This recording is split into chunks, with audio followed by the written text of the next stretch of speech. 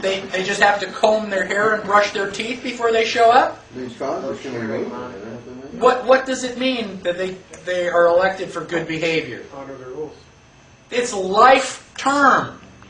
Once you're elected, you have to die or quit before you're out. You get elected once, and unless we impeach you for treason, you are there for life. That's why everybody wants to be a Supreme Court judge. You know, basically you don't have to worry about going up for election anymore. Why are we always worried about who we vote for in the popular election for president? Not that it means anything. Because you don't know who they'll appoint as Because the judges. President of the United States is the guy that appoints Supreme Court judges. Imagine Al Gore being president, and who is he going to appoint as a Supreme Court judge? Hillary. And then you got that judge until that judge dies. That's why everybody's so worried about who the next president is, not because we give a 2 cents about what he is, but who he's going to appoint. We're going to be stuck with that person for life. Now, let us go to the bottom of page 31. This is the beginning of section 2. And it says, the judicial power shall extend to all cases in law and equity. What does that mean? In law and equity. Constitution and contract.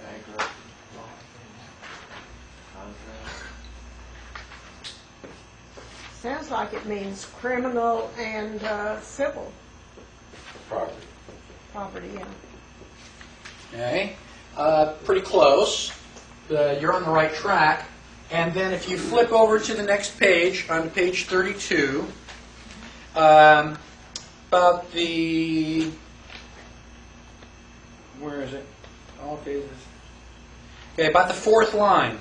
To all cases of admiralty and maritime jurisdiction.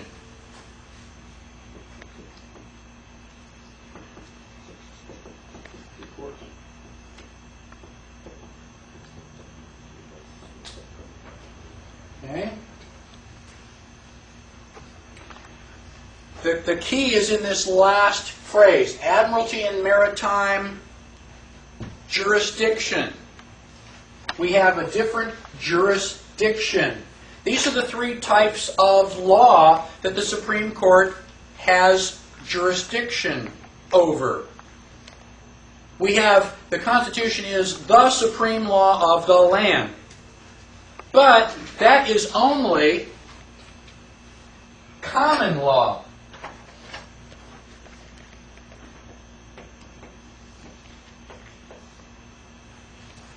That's common law, which is the Constitution. In common law, everything is based on property. Surprise! What derives from property? Rights. The Constitution is supposed to protect your rights, and so it's got to be, common law has got to be based on property.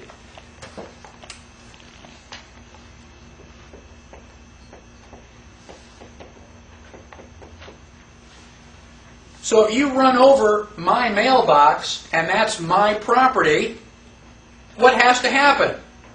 You have to restore my property. Instead of me beating you over the head with a baseball bat, you come over and fix my mailbox. As soon as you fix my mailbox, we're friends again. Right? There are two laws, or two aspects to common law. Don't mess with anybody's property, and do what you say you're going to do. That is where criminal law and civil law derive from. So, I've got criminal cases and civil cases. Again, criminal is based on the violation of property. Civil case is based on a violation of your word. You promised to do something, I was going to pay you, you reneged on the contract, and so I take you to civil law. Now, just briefly, let's flip ahead to the Fifth Amendment. That's going to be on page 44. The Fifth Amendment is on page 44 of your Constitution, and the second to last line, it says, shall not be deprived of life, liberty, or property without due process of law. What is due process of law? You get your day in court? Is that due process?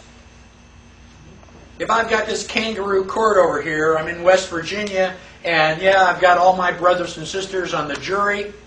You want to go and sit in my court? Is that due process? No.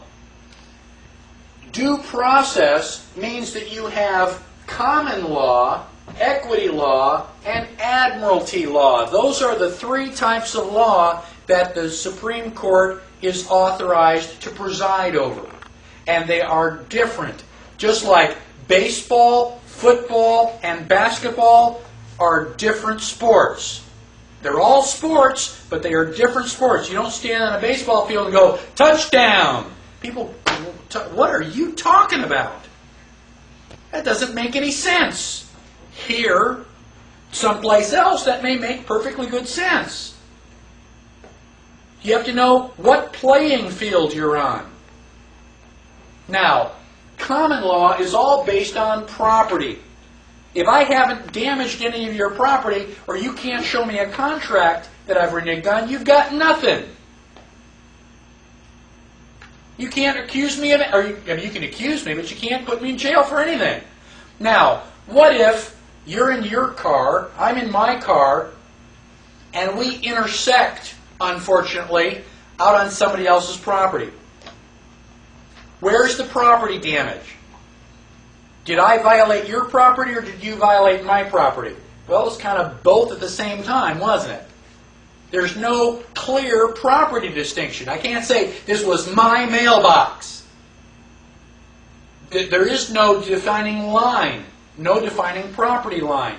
So, common law really cannot apply. You can't say this was my property and not yours.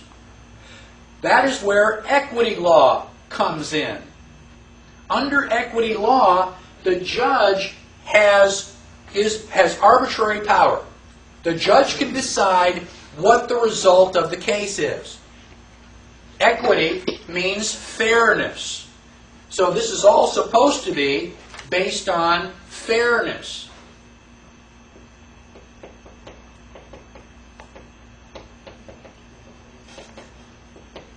Defined by who? The judge. So, I mean, if you like the judge and you trust him, that may not be so bad. But, you know, if you don't trust the judge, you may be in for a real rude awakening. Now, if it's not going to be in equity court, then you drop down into admiralty court. What does admiralty and maritime make you think of? Water.